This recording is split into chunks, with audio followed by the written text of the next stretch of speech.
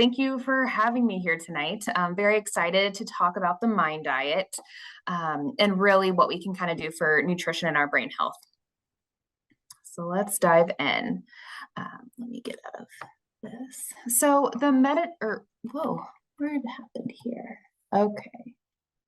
Let me move some of these things out of the way. Okay, so to kind of start off, what even is the MIND diet? So the MIND diet stands for Mediterranean Diet Intervention for Neurodegenerative Delay.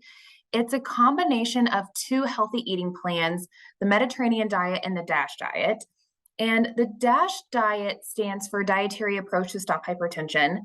And hypertension is just another word for high blood pressure. And so the MIND diet broadly focuses on foods that promote healthy brain function with aging and reduces the risk of Alzheimer's disease and dementia.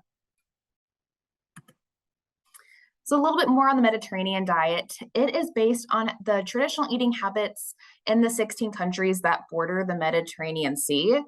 It's very high in fruits, vegetables, whole grains, beans, nuts, seeds, and olive oil. It's more moderate amounts of dairy, eggs, fish, poultry, and then a little less red meat. Overall focuses on minimally processed foods, more plant-based foods, plant-based eating. Wine can be consumed in low to moderate amounts. And then fruits are really common dessert instead of a lot of our sweets and snacks. And there are a lot of benefits to the Mediterranean diet, like preventing heart disease and stroke, reducing risk factors such as obesity, diabetes, high cholesterol, and high blood pressure. And then we have our DASH diet. This focuses on reducing blood pressure. It's very flexible, balanced eating plan that helps create a sustainable overall heart-healthy eating plan. This is also very high in fruits and vegetables, whole grains, low-fat dairy. It's rich in lean proteins such as fish, poultry, beans, and nuts. And it's very low in saturated and trans fats, limits sugar-sweetened drinks and sweets, rich in potassium, calcium, magnesium, and fiber, and it's lower in sodium. And that lower in sodium is one of the most key things we can do to reduce blood pressure. So what's the difference? Because when I listed off all those things, it sounds pretty similar, and they are very similar. But the DASH diet does allow for more dairy products and more meat, while the Mediterranean diet really focuses on the regular use of olive oil. But really important to note is that these are both healthy, just two different styles of eating, two different eating patterns that exist. So specifically with the MIND diet, combination of those two, like we said, while making it its own. So these are the bullet points that the MIND diet is different. It has an emphasis on berries due to their antioxidant properties, focuses on green leafy vegetables, which are rich in many nutrients to reduce the risk of heart disease and cognitive decline. It's rich in antioxidants that protect the brain by reducing oxidative stress and inflammation.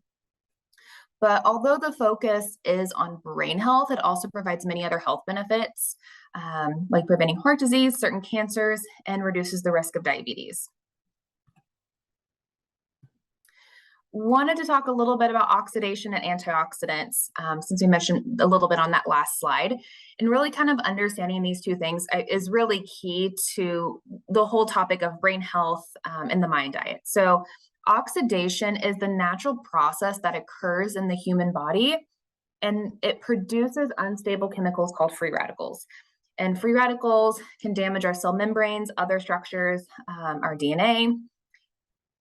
These free radicals also are formed after exercising, exposure to cigarette smoke, air pollution, and sunlight. And so that sounds a little silly because exercising and sunlight are good things. And that just kind of goes to show free radicals. This is just, they get produced just day-to-day functions. And all the pros of exercise and sunlight definitely outweigh the cons. Free radicals are also linked to a variety of diseases, cognitive decline, and certain cancers. But good news is that antioxidants are certain compounds that we can get in a lot of our foods that really neutralize, kill off, eradicate these free radicals. So where do antioxidants come from? They are compounds that are found in all of our plant foods. So all the fruits, all the vegetables, all the nuts, whole grains, poultry, and fish. So broadly, anywhere you can throw some of these guys in, the more antioxidants to fight those free radicals. But there are hundreds to thousands of different substances that can act as antioxidants. So you may have heard of more of the familiar ones like vitamin A or beta carotene, vitamin C, vitamin E. But then also a lot of our minerals like selenium and manganese, glutathione, coenzyme 10, lipoic acid, flavonoids, phenols, polyphenols, phytoestrogens, and many more different compounds that are out there. But evidence does show that antioxidant supplements do not work as well as the naturally occurring antioxidants. So this is like eating an orange versus taking a vitamin C supplement. Your oranges are a great source of vitamin C, but there's so many other benefits to an orange besides just that vitamin C alone. Because all those other hundreds and thousands of antioxidants that are in things besides just vitamin C necessarily. So those really antioxidant supplements don't work because we haven't figured out a way to get all these amazing benefits in our produce into supplements. So a little disclaimer before we really kind of get into the next topic of what to eat for the mind diet. There is not a single food that exists that can cause disease, nor there's not a single food out there that can prevent disease at the same time. It's really variety and balance of all foods because a lot of these foods need to work off of each other to maximize their benefits. And all different foods have different types of antioxidants. So to get those hundreds of thousands, we can't just eat one food. So variety is really key. And we're going to be talking a lot more about that specifically. But also just taking care of our health beyond nutrition. There's a lot of things that impact our health besides just what we eat. I mean, it is a big one, but it's not the only thing. So just being mindful to manage other chronic diseases, getting adequate sleep, managing stress, easier said than done, but just knowing that those have a huge impact on our health as well. Serving size is not portion size. This is really big, and we'll talk about this more in a couple next slides, but whether you see a serving size in kind of like today or a serving size on a food label, that is not what you have to eat or what you're restricted to eat. That's purely how they're calculating all the information. So we'll talk about that one more. And really the key for today, and just in health and nutrition in general, everyone's so different. It's finding what you enjoy and what works best for you and your health needs. Because we can't just shove everyone in the same bubble and say, hey, everyone do this exact same thing and expect the same results. So any little bit you can take from the DASH diet, the Mediterranean diet, the MIND diet is all great healthy eating options. So now let's really get into the top 10 key foods to eat to better our brain health and to eat on the MIND diet. Whole grains, green leafy vegetables, other vegetables, nuts, beans, berries, poultry, fish and seafood, olive oil, and wine. And we'll talk about each of these more in depth. So trying to incorporate more whole grains into your diet, the recommendation is eating at least 21 servings or more each week, or you can divide this up into about 3 servings a day. And a serving is considered half a cup cooked grains. So if you want to do 1 cup of rice, there's 2 of your 3 servings. So that's kind of what I mean if serving size is not portion size. You can do a cup, or if you're eating a lot of foods and you don't want a lot of grains, you can do 1/4 a cup at that meal time, just to kind of help interpret what 21 servings means. And some great examples of whole grains are like your whole wheat pasta, whole grain breads, English muffins, brown rice, quinoa, oats, amaranth, barley, buckwheat, millet, a lot of other whole grain options out there as well. But I feel like it gets really confusing knowing if a product is whole wheat, whole grain, or white, what's going on there, because there's a lot of words on the labels or a lot of words on the front of our packages. Whole wheat and whole grain is the same exact thing. The key to knowing if it's a good whole wheat, whole grain option is the first ingredient should say whole wheat or whole grain. You don't want it to say enriched or refined, because enriched, refined, another word of simple carbohydrates, those are like our white breads and white pastas. They just don't have all the same benefits as the whole grains because they're lost in the processing of the foods. You can still enjoy white breads, white pastas, white rice. The recommendation is just make half of your grains whole grain. Whole grains are a source of carbohydrates, and we do need carbs in our diet because they're the only source of energy to our brain and our nervous system. Plus, your whole grains contain magnesium, which helps our brain cells use energy. And greater intake of whole grains compared to more of our refined white grains reduces the risk of heart disease and diabetes. And both of these are associated with cognitive decline. But evidence is inconclusive for if whole grains directly help reduce cognitive decline. The second food to incorporate more of are our green leafy vegetables. Recommendation is you should eat 6 or more servings a week, and a serving is considered 2 cups raw or 1 cup cooked. And green leafy vegetables are your kale, spinach, collard greens, mustard greens, Swiss chard, bok choy, arugula, romaine lettuce, a lot of those salad-based vegetables. And with these, the darker the color, the more nutrients is a good guideline to go by. But these guys are very rich in vitamin A, C, E, and K. And vitamin K is associated with better cognitive function, bone health, preventing inflammatory diseases. It's also a great source of folate, which is one of those B vitamins. It's going to promote heart health, prevent certain birth defects like spina bifida and certain cancers. It's also a great source of fiber, iron, magnesium, potassium, calcium. But when you really think about it, 6 servings of these guys, that's a lot to consume in a week.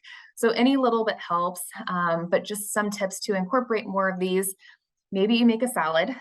You can wrap it up, whether you make a sandwich with romaine lettuce or you put something on your wrap with the normal tortilla. You can add to soup, stir fries. You can steam it, add it to an omelet. You can't go wrong. And then the other categories are other vegetables. So all of your other vegetables are also very nutritious, important. Just those green leafy vegetables, they really emphasize those just because there's a little extra cognitive brain benefit there. But to still try to get 7 servings a week, or about 1 a day of all those other vegetables. And 1 serving is considered 1 cup cooked or 2 cups raw.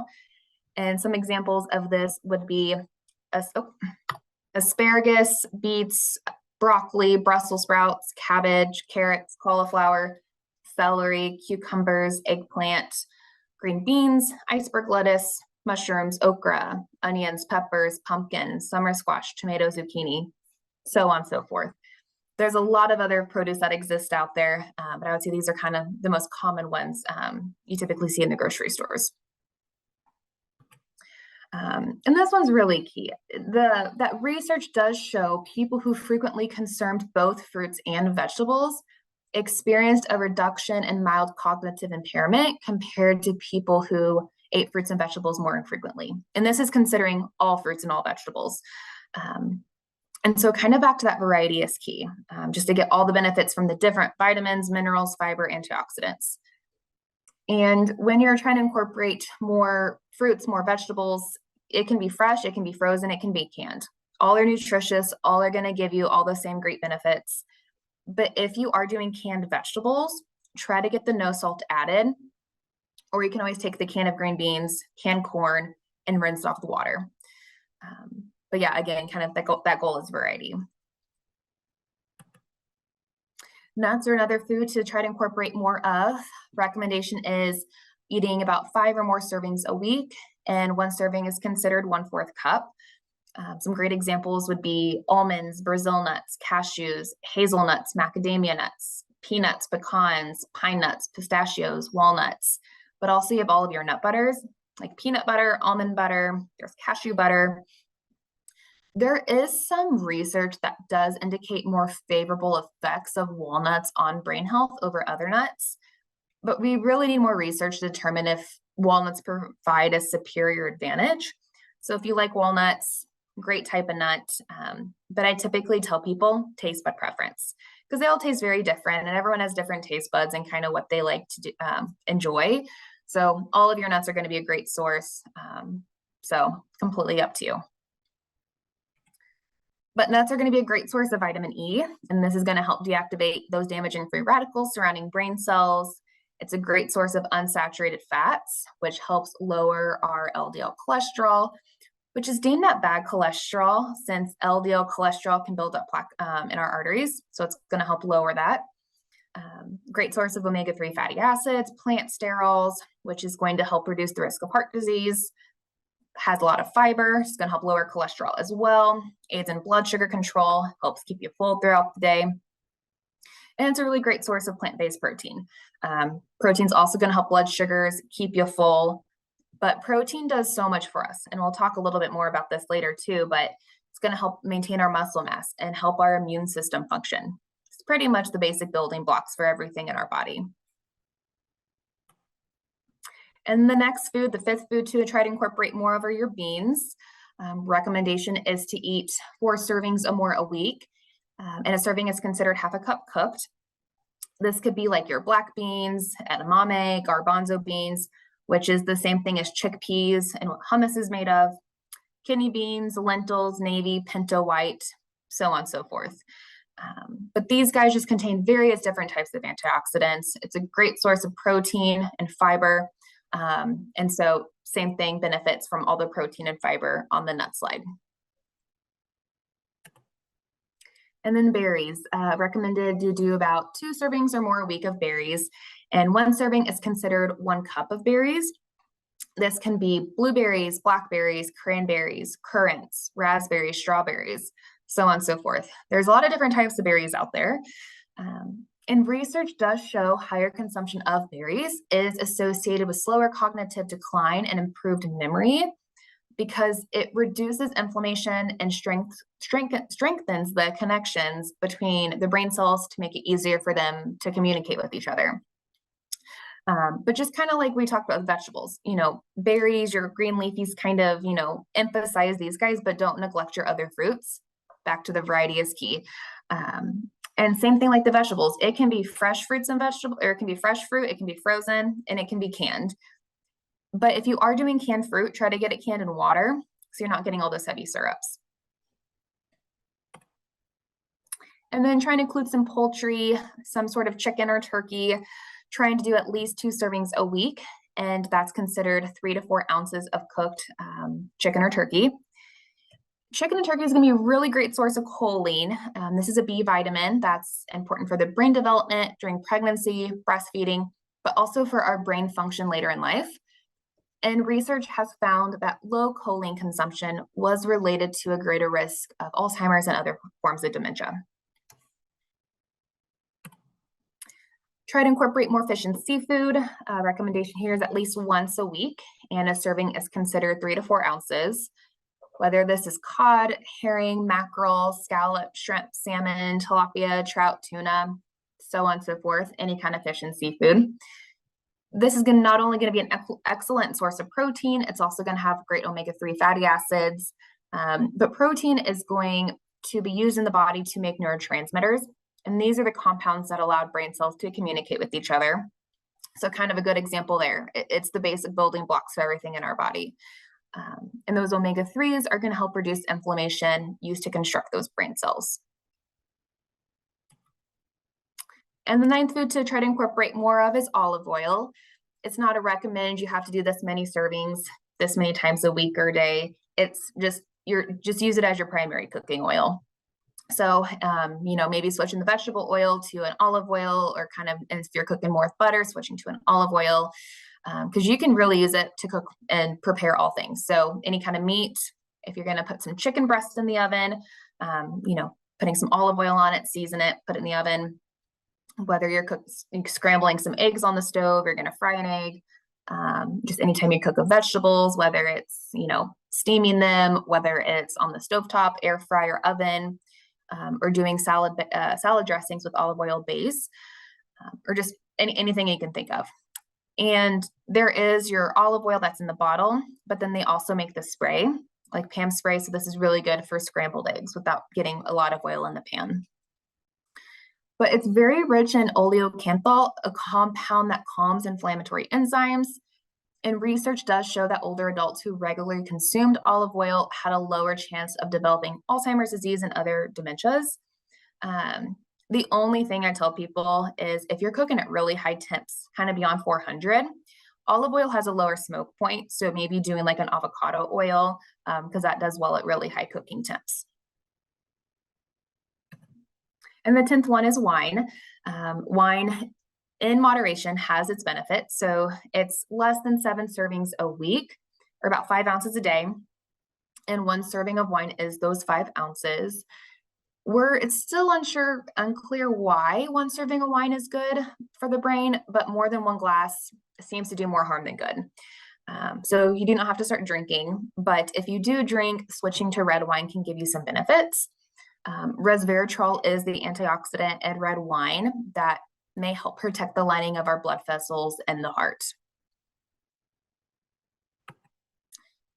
Another important topic I want to talk about is kind of building balanced meals, balanced snacks, because now that we have learned a lot about 10 great foods to try to eat, how do we eat them? Because we can't just only eat berries by themselves or just only be eating a spinach salad. And so kind of mentioned earlier, it's important what else we eat with these foods to really maximize their benefits.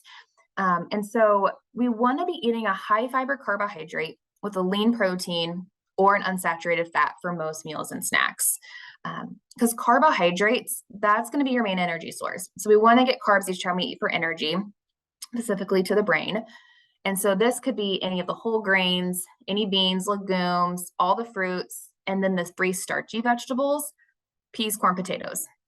All the other vegetables besides these, they just don't have carbs. They're more water-based, just a lot of more vitamins, minerals, fiber, water. And then we have your protein required for tissue repair, building lean muscle mass, immune system function, keeping you full. Examples here could be like your meat, your fish, seafood, eggs, beans, dairy, nuts, seeds, peanut butters, almond butters. And then you have your fats, which is more of a slow burning source of energy, keeps you full as well, helps absorb all these important vitamins, minerals, and antioxidants. So more of those unsaturated, heart healthy ones like your oils, nuts, seeds, and avocados. So carbs are going to give you that energy, but they're not going to keep you full. Protein and fat will keep you full, but they're not going to give you that energy. So it's really kind of why putting those types of foods together is just going to be good for blood sugar control, energy levels, and keeping you full. And so you will be getting a lot of links to some great meal snack ideas and just kind of a 2-sheet paper, broadly kind of a resource on the Mind Diet too. But just to kind of throw out some ideas for snacks, maybe you do for like breakfast, you could do your carbohydrates could be those berries, and then your protein can be some yogurt. Maybe for lunch, you do some quinoa with some chicken, and then you maybe put some spinach on there to get those leafy greens in. So really just kind of pairing those types of foods together is the recommendation. And so to kind of go along with this too, how often should we eat? How many times a day? What does that look like? So I tell people it's not so black and white. You have to eat this many times a day. We just want to be eating about every 2 to 5-ish hours. And the reason that is when we go longer than 5 hours without eating, I tend to overeat. So just kind of for good portion control, having a snack or having a meal every 5 hours. But this is also going to be good for blood sugars, energy levels as well. Plus, when we go too long without eating, it's hard to get all of the benefits and all of our nutrition in. But if you're hungry, it's okay to eat more frequently than that. So listen to your body's hunger and fullness cues. Really let that decide how much you feel like eating, what you feel like eating, and how often you feel like eating. And earlier I mentioned there's other things we can do to determine portion size besides looking at servings. And this is one of them. So listening to your body's hunger and fullness cues, because your body's going to tell you what it wants, what it needs. So if you're hungry, have a snack, have a meal. We can only suppress it so long. We're just only going to end up getting more hungry. Because the goal is to fuel and nourish the body and fuel and nourish the brain. We can't just not eat. So to kind of focus more on those nourishing foods. And we often tend to eat a lot faster when we're super hungry. So some people, they do 3 meals, no snacks a day. Perfectly fine. But if you're not a 3 days a meal person or 3 days, 3 meals a day person, you can do 2 meals, 2 snacks. 3 meals, 3 snacks, 6 small meals. It's just kind of finding something that you enjoy that works best for you. The plate method, this is another good tool to determine portion sizes besides servings. I like to use it a couple different ways. It can help us monitor portion sizes and tell us what foods to have on the plate. So trying to make about 1/4 of our plate carbs each meal, about 1/4 of our plate protein, and then half can be any of those non-starchy vegetables. When you really think about it though, a lot of our foods are mixed together. We can't always section our plate off like this. So use it as a checkoff list. As long as you're getting those types of foods in that meal, that's a perfect balanced meal. You don't actually have to section it off like this. Hydration is really important. It's going to help improve our brain health, our memory, give us more energy, helps digest all of our foods.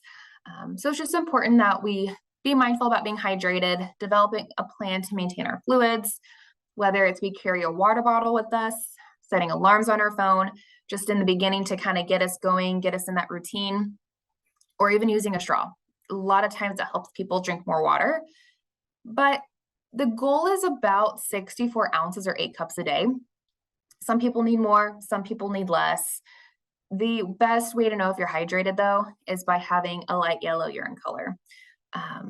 But if you struggle to get enough water in, or it's just not your favorite thing, or don't like the flavor, try any water enhancers. So whether that's Crystal Light, Mio, Propel, Gatorade Zero, adding lemon, any of those carbonated waters that are out there, those are all great water substitutes. And physical activity. Earlier on the first couple slides, I mentioned, there's so much more to nutrition besides, or there's much more to our health besides nutrition. Stress, chronic diseases, getting sleep, and activity really can help all of those things. And being active can also lower your cancer risk, promote healthy weight, and lessen the risk of chronic diseases. And it's a really great way to manage stress and keep your mind and body feeling good. The goal is about 150 minutes a week or 30 minutes most days. But really the goal too is move your body in a way that makes you feel good about your health and reduce stress. So all movement's good movement, whether it's in 5-minute increments or whether you go on an hour walk. Any movement is good. I tell people vacuuming my house, that's a great way for, to get exercise on the weekend. So yeah, all movement's good movement there. And there are so many benefits to exercise. I feel like it's easy to kind of get lost in why we should exercise besides weight loss. But it's going to help with our bone strength, stress tolerance, blood pressure. It reduces the risk for all those chronic diseases. It increases our heart and our lung strength, increases our metabolism, better appetite regulation, improves our memory, improves our mood, better sleep at night, more energy, and improved balance, and a lot of other benefits as well. And especially as we're talking about brain health as we age, we're more at risk for our, balance issues or, fractures. And so really kind of any movement's going to help prevent falls and improve our balance. Some ideas to increase movement. So just keep in mind, anytime you're moving your body, that counts. So maybe that's yoga, walk, stretch, bike, yard work, water aerobics, online workout videos, parking farther away from the grocery store, taking the stairs versus the elevator, stretchy bands, chair exercises, playing a sport, dancing, and any kind of movement you can think of. And those chair exercises and stretchy bands and water aerobics, those are really great options, especially if there's like hip or knee issues and you're unable to walk or stand for long periods of time. And so kind of focusing more on the upper body is a great way to still get moving, but not putting any more stress or pain on hips or knees or anything like that. These are the recipes linked. So they're in the PowerPoint, which will be available online as well. And if you guys want to take a picture, I can always go back at the end, hold it on the slide, snap a picture, but they will also be getting emailed out. But these are just some recipes by registered dietitians on how to kind of eat these top 10 foods for the Mind diet. So in summary, we have talked about a lot of great things today. The correct answer is feeling overwhelmed because it's a lot to learn about, a lot to take in.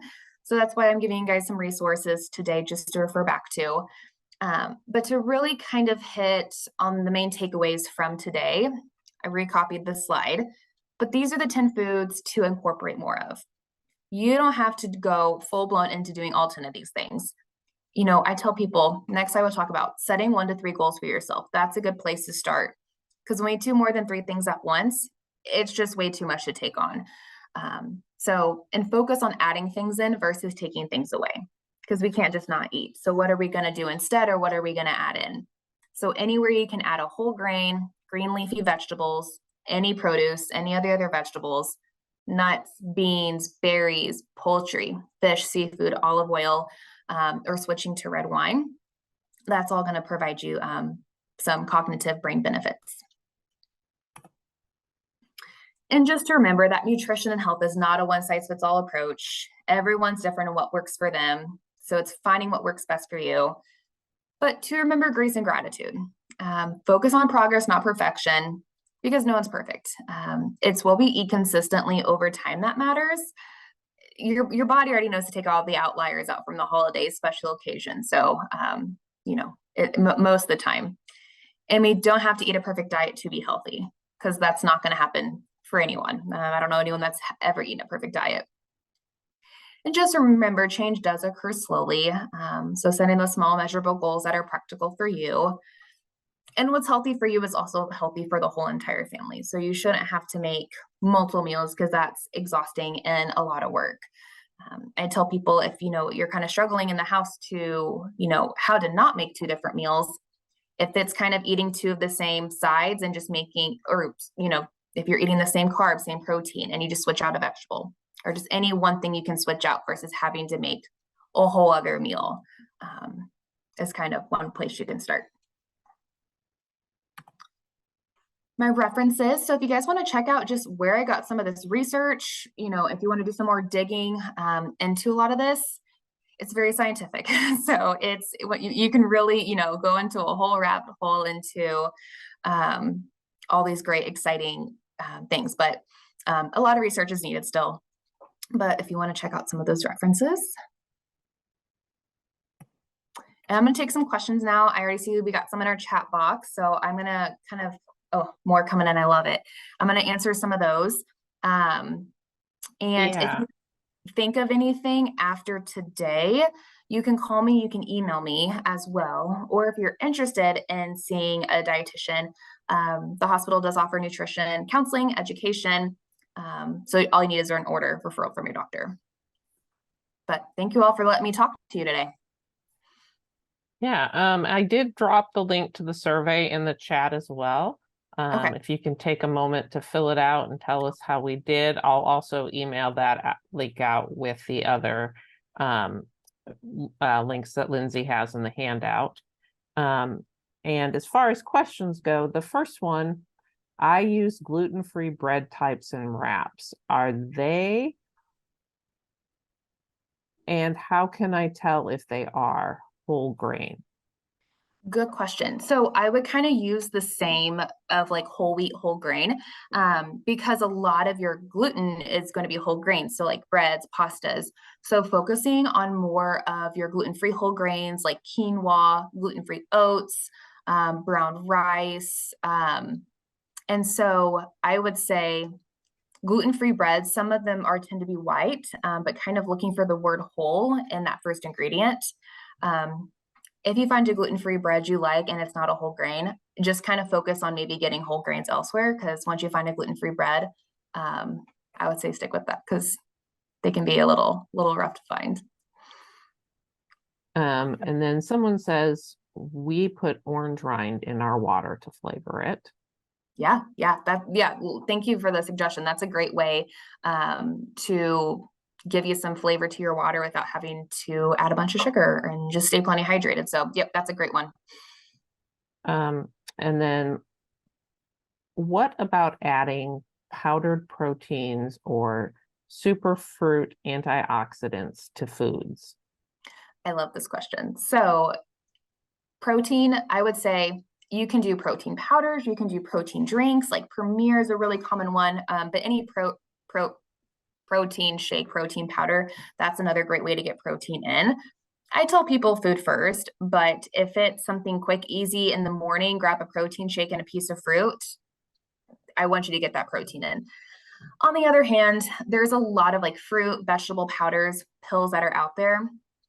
It doesn't really work, and I would not recommend using those, just because we haven't figured out a way to replicate all the benefits of antioxidants, fruits, vegetables into supplements. So for now, we just have to kind of eat our actual fruit and vegetables, save your money. But I tell people, as soon as there's a way we figured out how to put it in supplements, I'm all on board. But we don't know how to do that yet. Do dried berries, for example, cranberries or currants, have any benefits? Yeah, so dried fruit, sometimes you have to be careful. If you can do like the unsweetened dried fruit, just when it's sweetened, they add a little extra sugar. So try to limit those types, but yeah, the dried fruit is still going to give you the same benefits as the fresh, frozen and canned. Okay. And then we have great presentation. Thank you. So if anybody has any other Welcome. questions, type them in the chat here. And we just got one. Recently been said that fungicides used on citrus makes it not safe to use the skin. So doesn't that affect using skins in drinks or cooking? Good question. So as long as you're washing your produce, you're good. So just kind of like if you buy blueberries or take an orange, just rinse on water.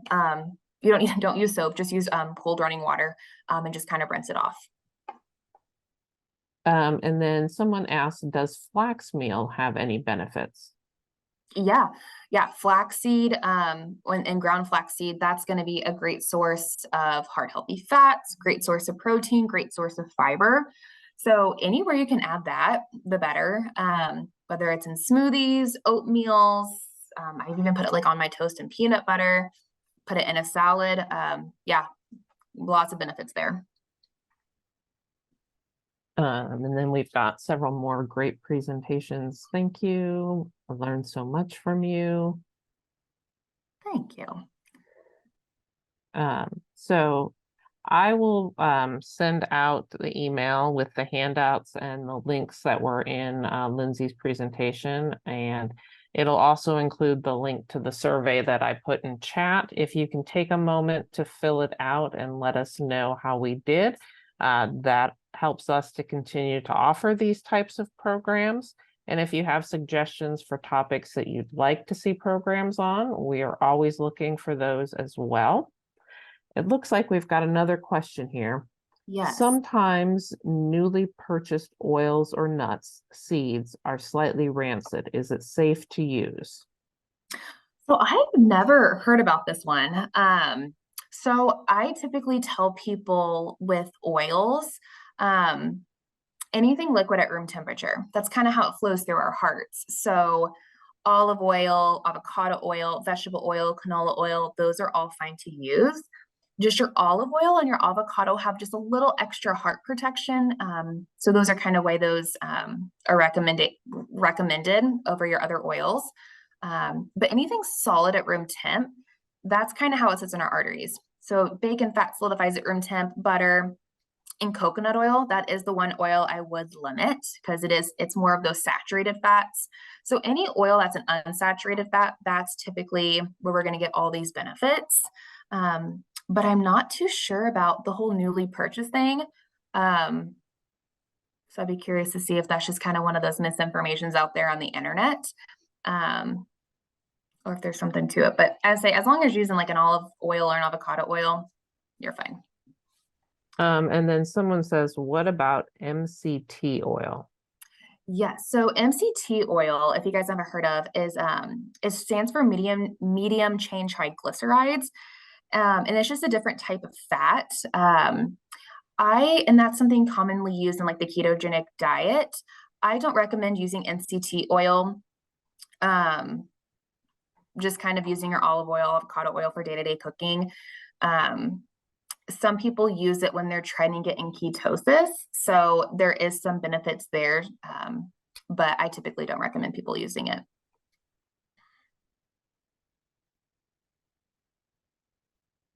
Okay, great last call for questions. So rancidity is related to whether it's solid at room temperature or not. Not the rancidity. I am not sure. I would have to refresh my memory a little bit on that one. I just typically tell people just with picking oils, because I know there's a lot of misinformation about like not using vegetable oil or using more coconut oil. So just when you're typically choosing oil, that's my answer to the question, just to kind of help give a good visual on, why we want to do more of your liquid at temp oils. But I am not exactly sure on the rancidity.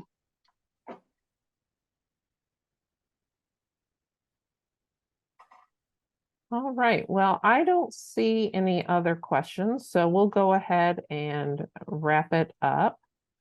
Well, hang on. And nuts or seeds, if slightly rancid. If rancid, it has gone bad. I would not eat it. Is it safe to eat? So just check the expiration date. It's required by law for all food products to have an expiration date. And all food products go through testing. I'm sorry, I guess I'm not completely understanding the question, and I can definitely kind of do some more digging and get back to Beth and possibly get back to you on this. But I can send out information. Okay. You've got Lindsay's contact information there Yeah, too, if if you you want to wanna send her an email. email me directly and I can kind of get you some more answers. But yeah, I'm not too sure, so I don't want to say incorrectly. But if a product's being offered in the grocery store, it's gone through all sorts of testing. So if it's an olive oil, they shouldn't be, but sometimes even expire dates. Okay. Yeah, go ahead and shoot me an email. Because I'm also curious about this topic too, and kind of want to give you your answer and kind of figure it out for my own personal curiosity too. All right. So it'll take a couple days for the recording to be up on our YouTube channel. But I will email out the link to the recording once it's available to everybody. And then you've got the email. You'll be getting the email here probably shortly. I just hit send on it with the other information that Lindsay provided. So thank you, everybody.